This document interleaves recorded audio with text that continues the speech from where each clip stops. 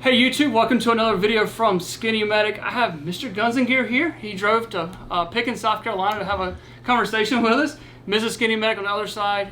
We're just coming on the other side of Hurricane Helen, which has been the biggest disaster that I've been through. I've been through ice storms, tornadoes, but nothing that affected this wide a range. So just kind of want to talk to you about some of the lessons you've learned. Like you've been up in North Carolina where they get hit a lot harder than us. Yep, and East Tennessee. I've been both, unfortunately. So just some lessons you've learned and what you're seeing out there. Maybe some lessons we could take and learn from. Sure. So a few things just off the top. One thing that was really weird, but I've seen it in every location I've been to, is a demand for both Benadryl as well as wasp and bee spray. What happened with all this flooding is a lot of the nests were flooded out and they are everywhere. So the people responding, the linemen are absolutely getting attacked, and that's something I would have never thought of. Those bees were displaced as well. Correct, correct. And so there's that. Obviously the need for power is huge. So in previous hurricanes I've been through, I've lived in the Southeast for almost the last 25 years. And hurricanes are a very common thing. One thing that's different about this, though, is that the roads aren't there as a general rule of thumb. And they're starting to be put back in place now, a week out. But for a week, there were no roads. So the capability to get places either on foot or on off-road vehicles was huge. It took time for that to come in. But it did come in fairly quickly in this case. And then, of course, the need for power. So right now, I was just in Elizabethton, Tennessee, 3 days ago, and one thing they were saying out there is that areas of that community and that county, they don't expect power to be back for 3 to 4 months. Oh wow! Which is insane. Typically, you go through a disaster like this in 1 or 2 weeks. It's about as extreme as it gets. That's what they're quoting and estimating right now with all the resources that are on the ground. They're still saying 3 to 4 months. So obviously having some sort of backup power is huge. In one of the locations I was at, Mountain City, Tennessee, we had just delivered propane to them via aircraft, and as that was happening, we were unloading it.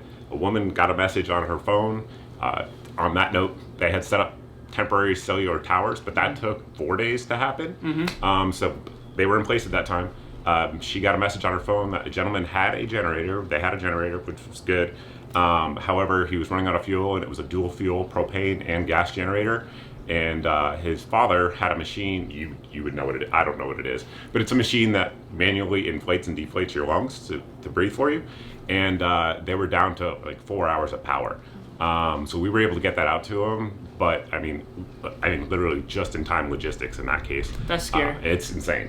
So the need for power is huge. That's kind of like a baseline in these types of scenarios. But I mean, there's been a lot more. What have you seen? Yeah, well, like kind of same thing on the power. We had lots of phone calls about people who are on O2, who are on oxygen, who have home oxygen concentrators, things like that. So the need for power to run those has been huge. Just people having to go to shelters because they have to plug in for oxygen. People are running CPAPs, ventilators, things like you were talking about. The need for power is big. We just did a video for your channel talking about some of the medical supplies you need, stop the bleed, medicines, litters, things like that. We had lots of injuries where trees were falling on people, hitting their head, or they were using chainsaws, getting cut. And it was taking us an hour, hour and a half, maybe even 2 hours to get to patients because we just couldn't get an ambulance there, or we were having to hike in there to them. So definitely super scary. Luckily here we were good. We did have a home generator that was able to run our whole house.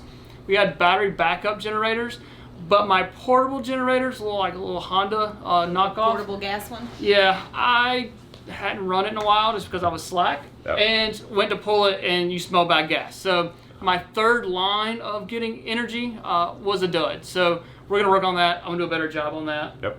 And one thing in terms of generators that we saw as well is the need for, I guess, different sizes, just like you just said. So to power the essentials, if you will, as a general rule, your situation may be different. There are online calculators for wattage needed you can use to figure this out. But most people, for a short period of time, a week, whatever, will be fine with like a 3,500 watt to 4,500 watt generator.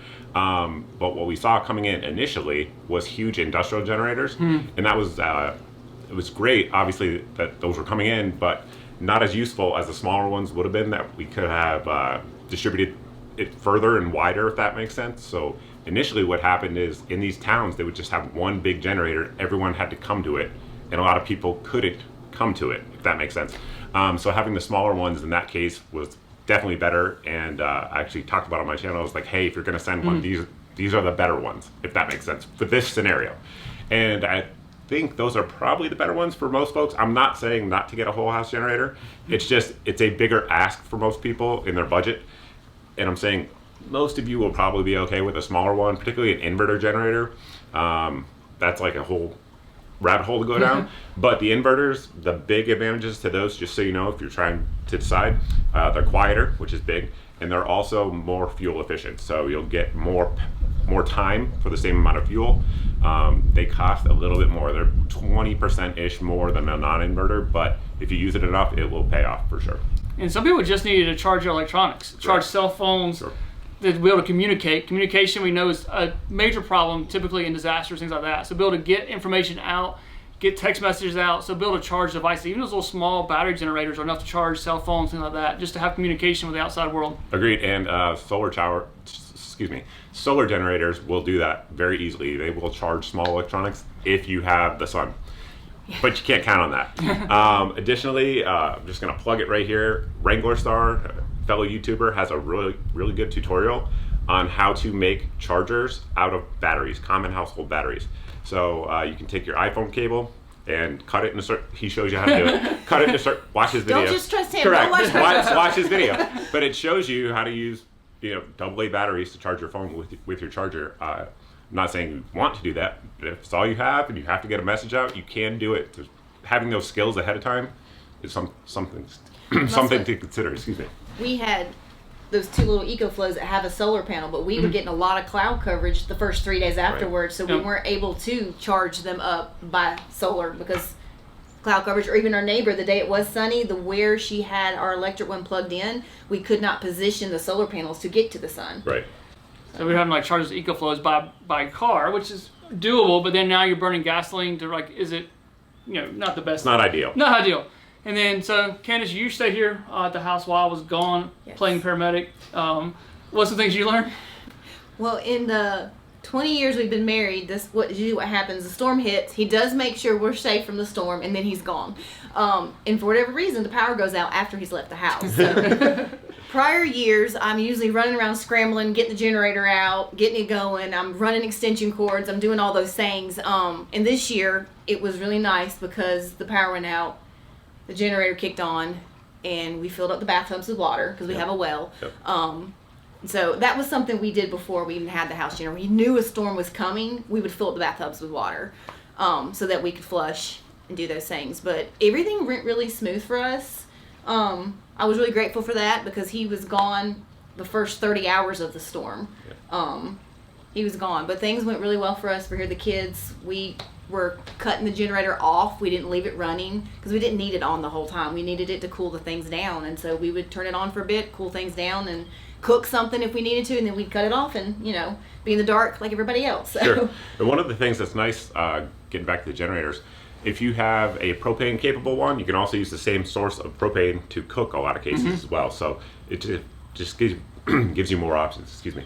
Hot meal, hot shower goes a long way in the middle of a disaster. So Yes. That's a big deal. So appreciate you stopping by. Absolutely. If you don't know who Mr. Guns and Gear is, go check him out on his YouTube channel. Go over to X. I signed up for X just to follow him for his deals. Mrs. Skinny Meg doesn't like that idea, but he's always posting good gun deals. From him. Affiliate links, things like that. He is on it. So he works his butt off posting those deals for us. So if you're looking for good deals, go over to X and follow him there. So, Thank you. Thank you guys for watching. You never know when you'll be the first responder. Remember the right gear and the right training.